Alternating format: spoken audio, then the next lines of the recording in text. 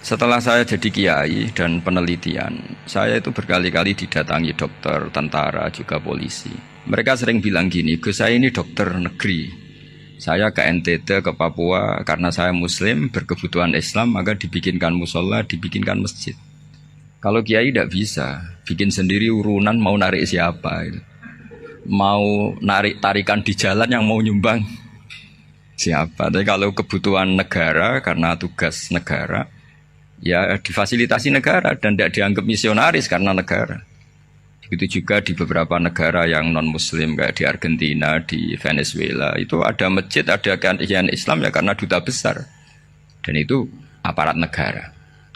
Disinilah kearifan para ulama berkoalisi dengan umarok dengan makna yang positif bahwa agama ini harus ditopang umarok, sistem negara. Tentu di situ ada tentara, ada polisi, ada macam-macam. Kita sebagai kiai juga nggak berdaya di depan para bandar narkoba apa-apa kalau nggak ada BNN. Kita mau apa dengan korupsi kalau tidak ada KPK. Sehingga kearifan para guru-guru kita, mulai Mbah Maimun, bapak saya sendiri, NU, Muhammadiyah, semua ormas-ormas Islam itu pasti maulah kerjasama. Karena kita siapa ya? Kalau tidak kerjasama. Dan di antara pesan Rasulullah SAW adalah yaduwahi ma'al jamaah. Jadi apa ya, kebersamaan itu sudah berkah. Fa inna yadawahi ma'al jamaah. Jadi berkah. Lalu kenapa saya kalau ngaji bawa kitab? Ini agak sebetulnya itu lazim. Lazim itu suatu yang harus. Tapi karena kelamaan mubalek itu tidak pakai kitab. Seakan-akan bawa kitab itu yang aneh. Sebenarnya aneh mereka. Karena begini logika simpelnya ya. Umat Nabi ini berhak dapat apa coba?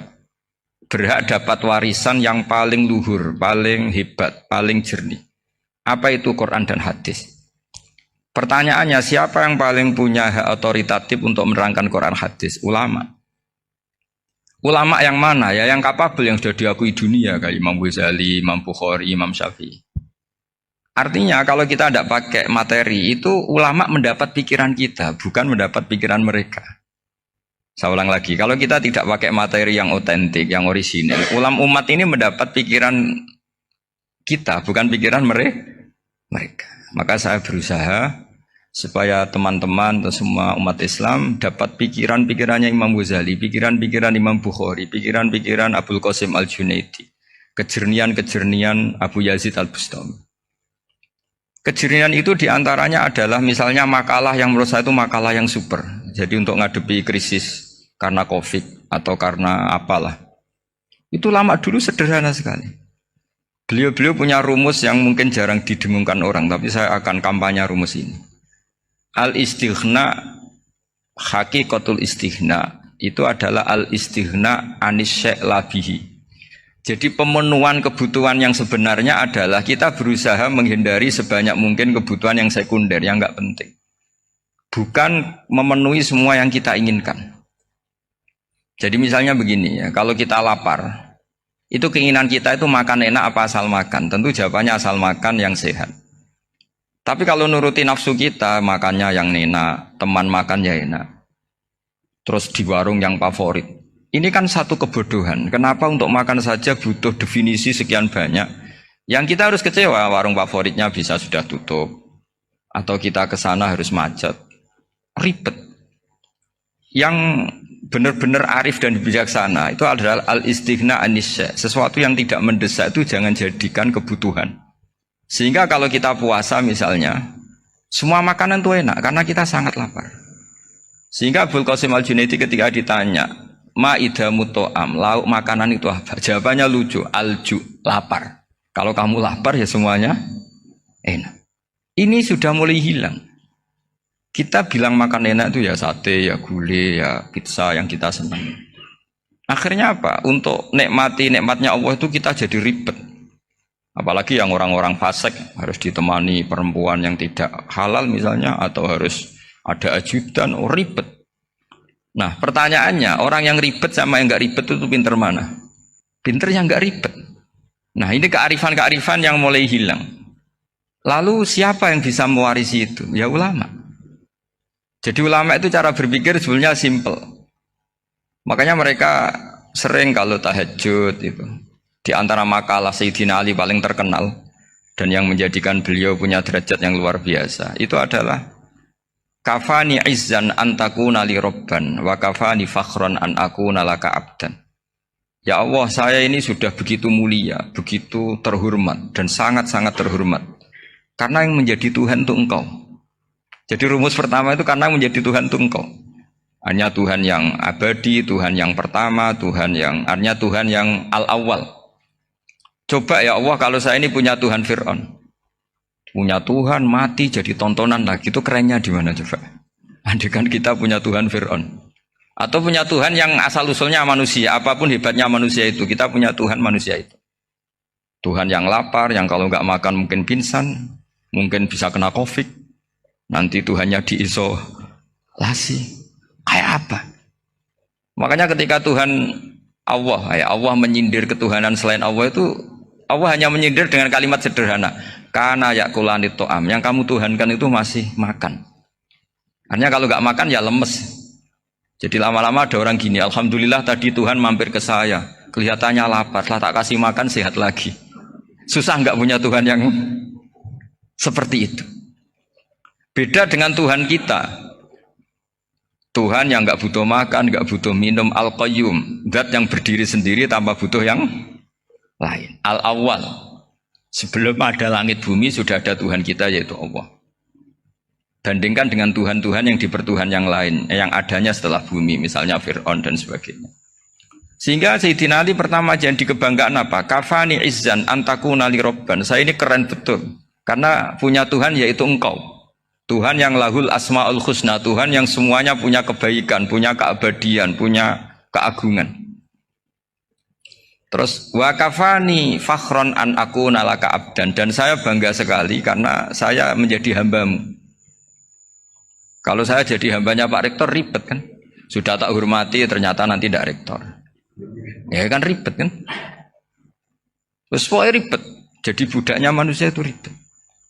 Makanya ada seorang wali datang ke temannya yang jadi presiden atau jadi raja. Datang ke situ karena tidak punya uang, mau minta uang karena temannya raja.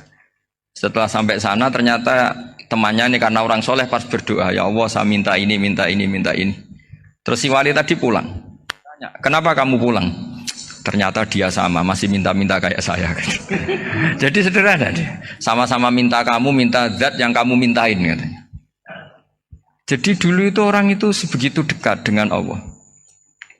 Sehingga si raja ini terus ketemu wali tadi tanya, kenapa kamu menyepelekan saya padahal sekarang saya raja. Terus ditanya sama wali tadi, karena temannya, kalau kamu di padang pasir tidak bisa minum dan harus minum 1 gelas, dengan ongkos kamu harus mengasihkan semua kerajaan kamu demi minuman itu. Pilih mana, minuman apa tetap jadi raja? Ya saya milih bisa minum. Saya tidak raja tetap hidup, tapi kalau nggak minum mati. Bagaimana Anda bangga dengan satu kerajaan sing la yusawi kak samain, yang tidak sama dengan segelas air. Jadi artinya terus mereka melihat jadi raja itu ya biasa, jadi presiden biasa, jadi rektor biasa. Karena mereka biasa berlogika, hakikatul izzah itu ya taqarrub ila Allah, yang benar-benar terhormat itu ya dekat dengan Allah. Begitu seterusnya mereka bikin paradok-paradok yang aneh, tapi itu menjadi pelajaran. Bapak saya Ki Nur Salim itu senang baca anekdot Nasiruddin Koja. Itu kalau bikin orang-orang aneh, itu dia datang ke satu pesta, pakai baju lusuh, pakai sarung lusuh atau celana lusuh, sama Sohibul Bait yang punya acara dibiarin. Setelah dibiarin dia pulang pakai jas, pakai dasi, pokoknya keren. Dihormatin, pakai alpat, pokoknya dihormatin, silahkan. Pas dia disuruh minum, minumannya itu disokkan saja ke sakunya. Jas, kamu harus minum yang banyak, karena kamu yang dihormati, bukan saya. Terus makanannya semuanya diletakkan di saku, ada yang apa, ayo kamu makan yang banyak. Alpatnya juga gitu, dikasih sate apa, ayo kamu makan yang banyak. Mereka tidak melihat saya, melihat kamu. Akhirnya orang satu pesta itu istighfar semua, berarti kita ini salah. Terus dia pidato, kenapa kamu uang gitu? Tadi saya datang, orangnya sama. Gara-gara beda pakaian, penghormatannya beda. Berarti yang berhak dapat makanan ini jasa ya, bukan saya. Betapa naifnya kita sebagai orang. Ternyata Kita masih hormat sesuatu yang seperti itu, yang atribut lah. Jadi orang-orang sufi itu orang yang bisa menertawakan dunia. Akhirnya ya pertama dia dianggap orang gila, masa jas dikasih makan, dikasih minum. Tapi secara fikih dia benar, haram dia makan. Karena pas dia datang dibiarin, setelah pakai jas dikasih makan. Berarti hakikat yang dapat rezeki siapa? Jasnya apa orangnya? Jasnya apa orangnya? Jasnya. Jadi itu orang-orang sufi, kearifan orang-orang dulu itu bisa ngelola hal-hal yang keseharian menjadi luar biasa. Ada seorang wali melihat istrinya makan satu piring, anaknya makan satu piring. Ditanya, kalian kenyang? Wah, kenyang sekali. Melihat anaknya minum kopi satu cingkir, senang. Kalian senang-senang sekali. Wah, kalau senang dengan hal-hal yang murah bisa, ngapain harus senang dengan hal-hal yang mewah? Bodoh sekali saya. Sehingga terus mereka bisa qanaah. Qanaah itu ya hidup itu simple, sederhana. Jadi tentu saya tidak akan ngomong yang muluk-muluk, selain itu tidak bidang saya juga apa ya. Kita ini butuh obat di kondisi seperti ini, butuh kesederhanaan, butuh apa ya. Istighna tadi. Kita harus istighna billah an ghairillah. Jadi sudah cukup bahwa Allah ini segalanya.